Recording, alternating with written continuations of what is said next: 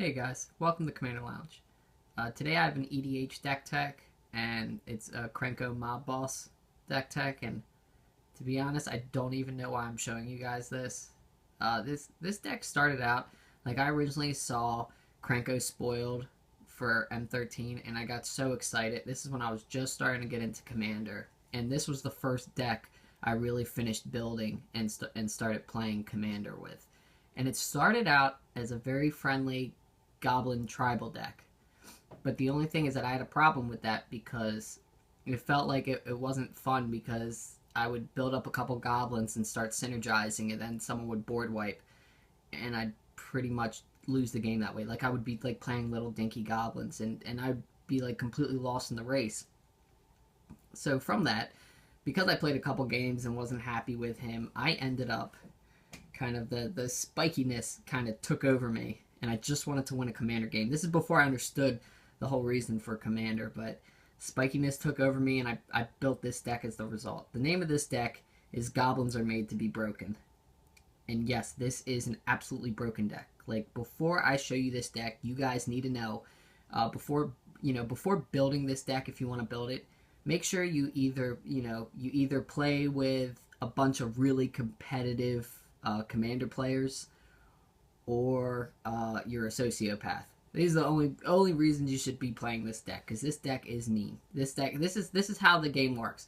You either win really quick, or somebody stops you before you win really quick, and the next turn you probably win really quick, or you mess up all their non-basics and then take your time to win, which is probably still going to be really quick. This deck is ridiculous. Like, this deck, I haven't played with it in so long, it just collects dust now. And I feel bad because I love Krenko. But, I mean, I can't play with my groups. Like, all my groups are pretty friendly for the most part. There's, like, usually only one spike at a time that you're facing. You don't want to ruin the fun for everybody else playing this deck out and winning real quick. So, yeah, let's get into it. Krenko Mob Boss, he is a 4 mana, 2 red, and 2 colorless for 3/3. But the best part about him is his activated ability. When you tap him, you can put X 1/1 red goblin creatures on the battlefield, where X is the number of goblins you control. And then we're going to go into our lands. We're going to our utility lands first. We got Cavern of Souls, so goblins can't be countered. Do it on this side. And then we have Buried Ruin, because we run a lot of mana rocks and there's a lot of different types of artifacts. We want to get them back if they go in the graveyard. And we have Tectonic Edge, get rid of any of those messed up lands, those overpowered lands. Strip Mine does the same thing. And then we have Ancient Tomb for ramp. Mad Blind Mountain is really good. It synergizes really well with Sensei's Divining Top and Scroll Rack. It's really good with Scroll Rack, because you pay a red and tap it and you can shuffle your library. And we have Great Furnace, which is good with Goblin Welder, so that's why it's in here. And then I believe we run 29 mountains. Come on, mountains. Alright, now we're going to get into our ramp, which, of course, you got to start out with Soul Ring as usual. Then we got Wayfarer's Bauble, Mana Vault, Ruby Medallion, Armillary Sphere, Fire Diamond. Surveyor's Scope is an interesting one. It maybe you guys might look at this card and go, what? Like, you pay 2 and you can exile this card, and you can search up to X basic land cards, where X is the number of players who control at least two more lands than you. Put those cards on the battlefield, then shuffle your library. If you're playing any mono green deck that's not playing green, you need this in your deck. It is absolutely amazing, because there's so many people like that I hear say, like, if you're not playing green, you're not playing EDH, because it's kind of true. Is that it's all about playing big stuff, and what better way to play big stuff than, ramping up to it real quick. Like, this is crazy how it's even better than Explosive Vegetation for only 2 mana. In some cases, like, it's situational with the fact that you can get up to 3 basic lands if you're playing a 4-player game, and even if you're playing with more, if you're playing 5 or 6, it's it goes nuts. Like, it's perfect for those monocolored decks. It's even perfect for two-color decks that isn't running green and isn't ramping, only going with mana rocks. Like, it's just such a good card. I got so excited when I saw this card. Like, I didn't even know what it was. I just thought it was like a stupid artifact, and I read it and I was like, yeah, you're going in Krenko. Never got to play with it because I haven't played Krenko in, it feels like 2 years. But anyways, now we got another new addition to this deck, and that's Treasonous Ogre. It ramps you. You pay 3 life and add green to your mana pool. And Commander, you start out with 40 life, so you're willing to spend that life. Like, usually this will help you combo out. And by the way, there's multiple ways to combo out in this deck. I'm probably gonna miss a couple ways. Like, basically, you can do a 2-card combo. You can combo with somehow having haste, and you can combo with having a sack outlet. And sometimes you have to combo with having a sack outlet and having haste. I'll try to get into all of it. There's so many ways to combo out in this deck. All right, so next we got Solemn Simulacrum, just a nice staple. And then we have Gauntlet of Power because I don't have a Gauntlet of Might because that's like $500. So yeah, this is fine. Especially in red, it's fine too, because even though you're letting other people, tap for double red, a lot of people don't usually play red. A lot of people usually stay away from red because it's tough to play in a commander format because it's all about being fast. All right, now we have Sensei's. We're going through our card drawing, card fixing.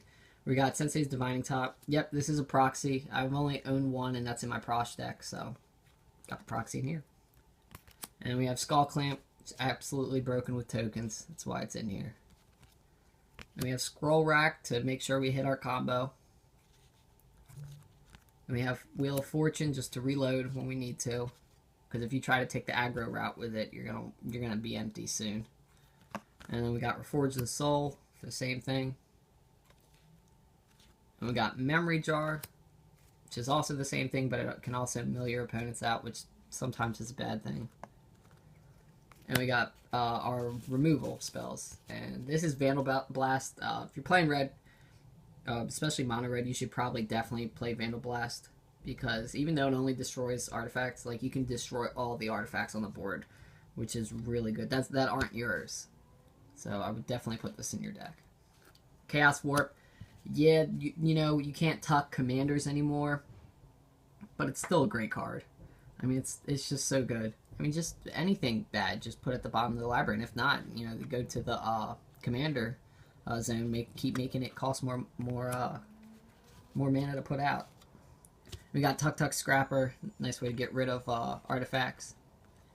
And we have Blasphemous Act, I think is our only board wipe. And it just works, it synergizes so well with tokens, making it cost essentially 1 to deal 13 damage to each creatures.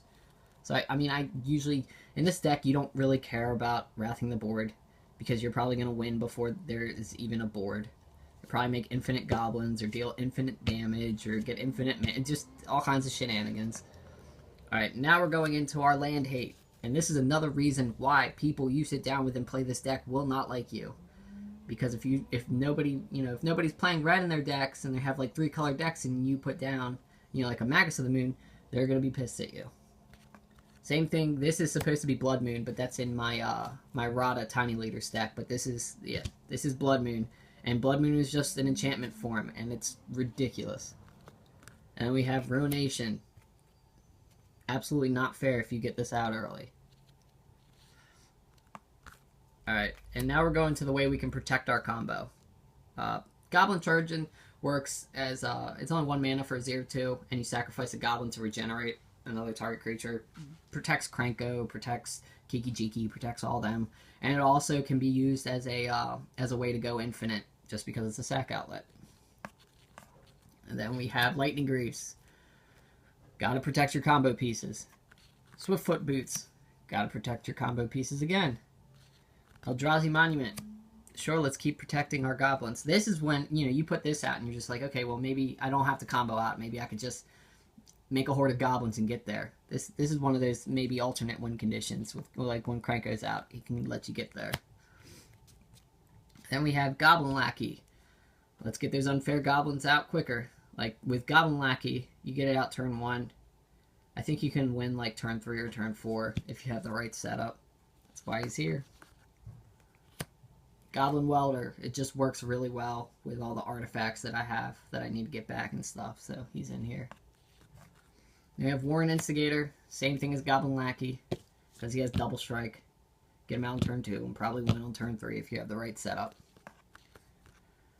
And then I don't know if I said this already, guys, but yeah, these are my like utility goblins. We got Sensation Gorger, which is basically like a small Wheel of Fortune on a stick. It'll only get 4 cards for everybody. So it's pretty cool though. I love the art of it. I think there's a toad in his mouth. It's pretty cool. Alright, then we have Goblin Ringleader, which 4 mana, 2/2 with haste, and that doesn't matter. Who cares about those stats? It's just when it comes into play, you reveal the top 4 cards and put all goblins into your hand. Just helps you get more gobbos. Goblin Wizard, 4 mana for a 1/1. You can either pay red to make target goblin have protection from white until end of turn, or you can just tap it and put a goblin from your hand into play. That's not broken. Goblin Recruiter. There is a reason why this card is not legal in Legacy. I don't know. I don't think it's legal in Vintage either. Like, you play this on turn 2, you've won the game. Like, you just set up the goblins. You set up each combo to where, okay, you prevented that combo. Well, the next draw I'm going to get my Kiki Jiki combo instead. The card's ridiculous. It's just broken. And people get pissed off because you're going to take a while to find all those cards too. Not many people like this card. And you shouldn't. It's not a good card. And we have Goblin Matron. Once again, tutoring up any goblin piece we need. We have Mod Catcher. This is when you think about going the Kiki Jiki Lightning Crafter combo route. Because you can use it multiple times. Absolutely broken. Godo Bandit Warlord will help you get this card. If you guys don't know this, it is a 6 mana 3/3. But when he comes into play, you may search your library for an equipment card and put it straight into play. And then whenever Godo attacks for the first time, each turn untap all samurais and they get additional attack phase. That last part is garbage. Nobody cares about that. It is the first one, just grabbing your artifact. You get to grab Thornbite Staff. You get to grab any of your combo pieces and get ready to go off. Like, the only problem with this card is that it's a little expensive. I don't heavily rely on Godo when I play this. And then we have our ways of getting haste, because that can be really important to combo off. Because with, I'll get into it in a second, but yeah, we have 1 mana, all creatures have haste. It doesn't matter that everybody else gets haste, because you will be comboing out probably next turn or the turn after that. We have Fervor, more haste. Hammer of Perforers, more haste.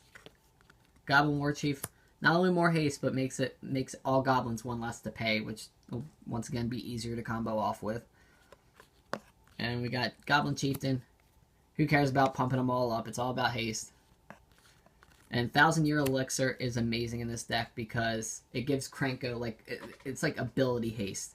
It's where you can tap your guys right away to activate an ability. And then you can pay 1 and just untap it so you can get 2 activations out of your out of Krenko and stuff like that. So it works real well with Krenko.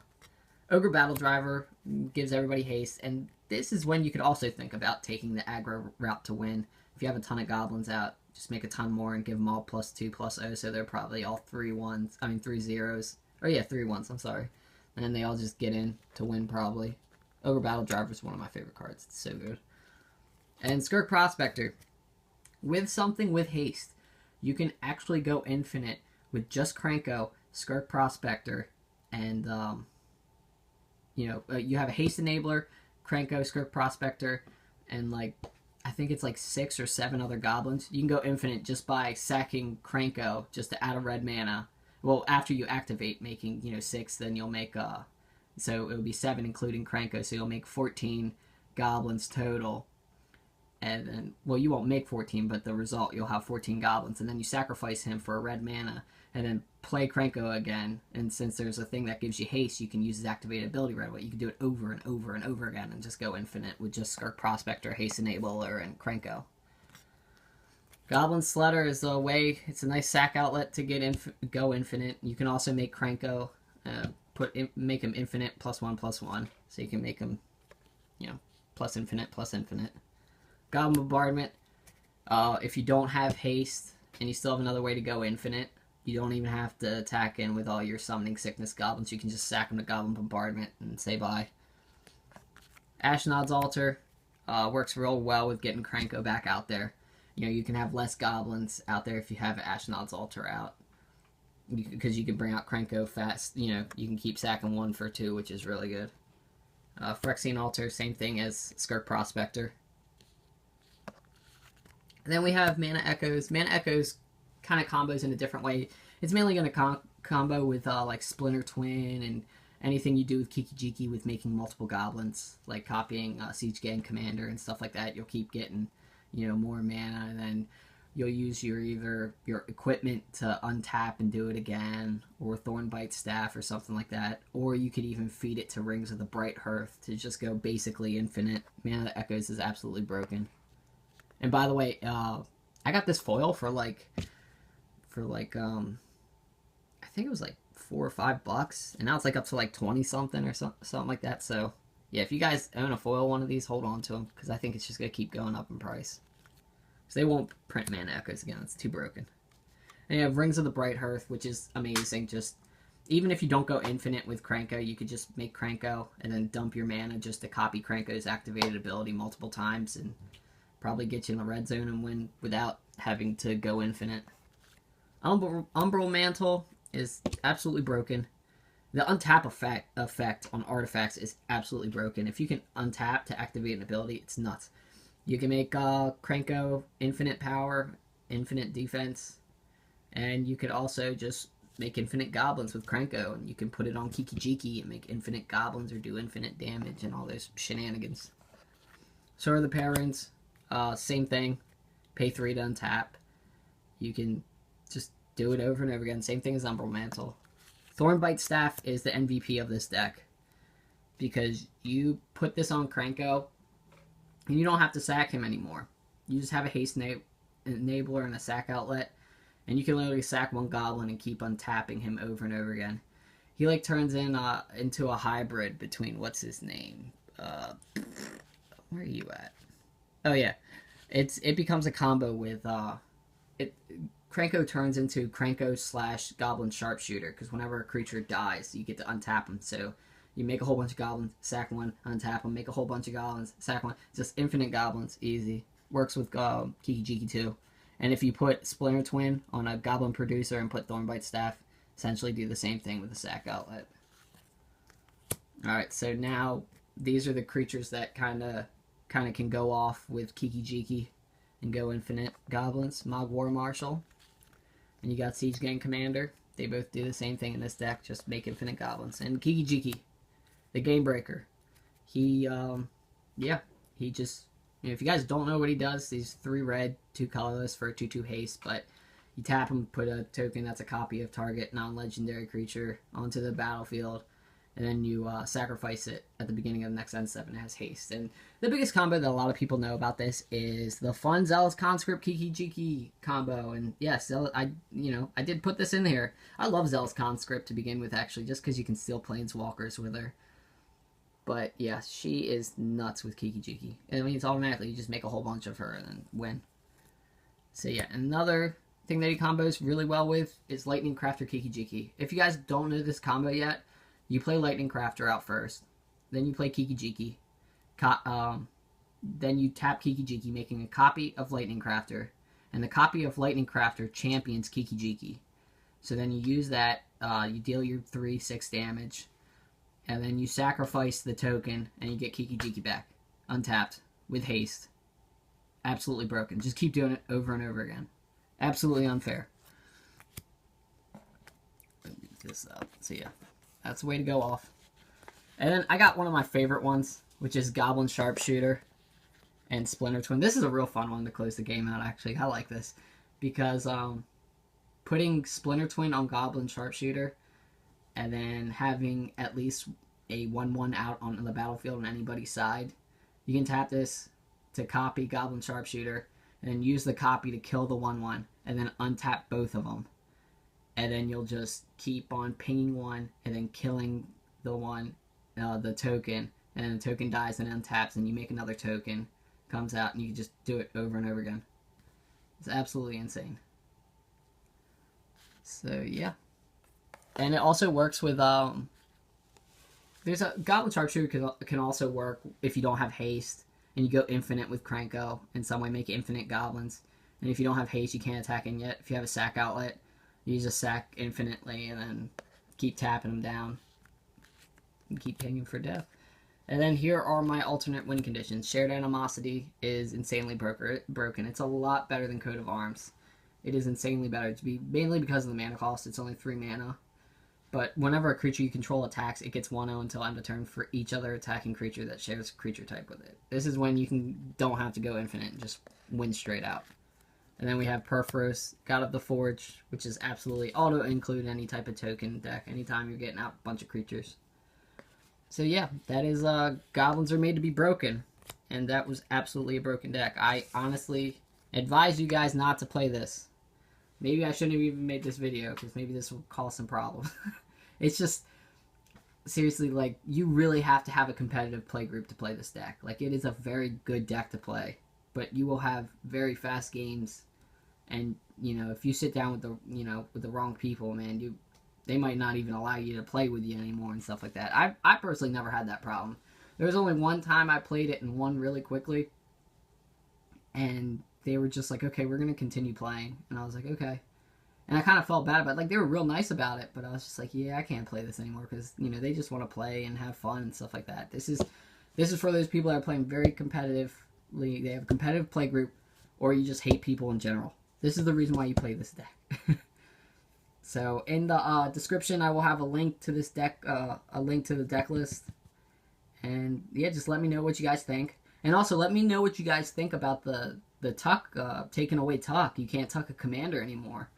Like, I honestly like it because it makes my Prosh deck better. Like, most of the times I lost with Prosh was because it got tucked. Like, and I just kind of couldn't find them or anything. Well, I don't run any tutors to do it. But I do like the reason why they're doing it, though. Not just that. I do like that it will make people, like, now you don't have the excuse, oh, I run all these tutors because my general gets tucked all the time. Like, a lot of people say that, but no. No, a lot of people just, they want to tutor what they want to tutor. Like, they try to make an excuse about picking up their commander. But, I mean, if it's that important, don't use tutor. Just run a whole bunch of ways to give them hexproof and stuff like that. Like, yes, I do know that there's also, like, Wrath tucks and, you know, stuff like that. But, I mean, that's only, like, one card that does that, I think. There may be 1 or 2 cards that do that. So, yeah, let me know what you guys think about not being able to tuck commanders anymore. And, try not to make this deck. Don't copy this deck. So, yeah, you guys, let me know what you think. Like, favorite, and subscribe, and you guys have a good day. Take it easy.